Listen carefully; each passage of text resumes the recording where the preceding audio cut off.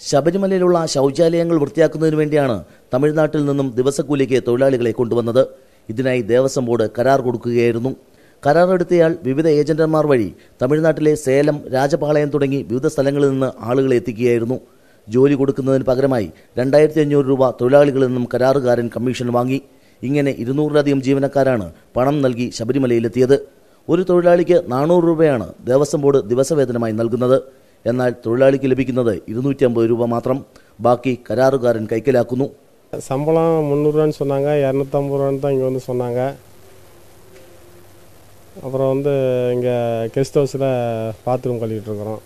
மொத்தம் 2000 ரூபா கேட்டு 2000 ரூபா பஸ் ஃபேரு, போக பஸ் ஃபேரு, வர பஸ் ஃபேர்னு பறஞ்சு சாப்பாட்டுக்கு செலவுக்கு அதிலே கொடுத்து அப்புறம் ഇവിടെ வந்து வேலை செஞ்சுட்டு இருக்கிறோம்.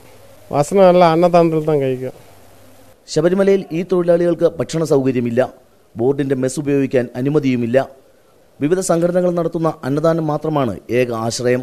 ബോർഡ് കരാറുകാരനാണ് തുക നൽകുന്നത് എന്നതിനാൽ പലപ്പോഴും കൂലി ലഭിക്കാതെ ഇവർ കബളിപ്പിക്കപ്പെടുകയും ചെയ്യുന്നു.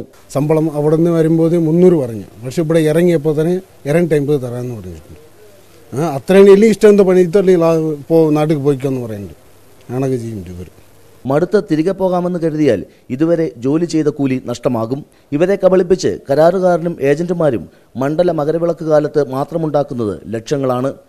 ക്യാമറമാൻ വിനായകനൊപ്പം VA ഗിരീഷ്, 24 സന്നിധാനം. വാർത്തകളുടെ ലോകത്ത് വജ്രമൂർച്ചയുമായി എത്തിയ 24 ഇപ്പോൾ നിങ്ങളുടെ സ്മാർട്ട് ഫോണിലും സ്മാർട്ട് ടിവിയിലും. DTHO കേബിൾ കണക്ഷനോ ഇല്ലെങ്കിൽ പോലും ഇപ്പോൾ നിങ്ങളുടെ സ്മാർട്ട് ടിവിയിൽ ഇന്റർനെറ്റ് ഉപയോഗിച്ച് യൂട്യൂബ് ആപ്പിലൂടെ 24 ന്യൂസ് ചാനൽ നിങ്ങൾക്ക് ലൈവായി കാണാം.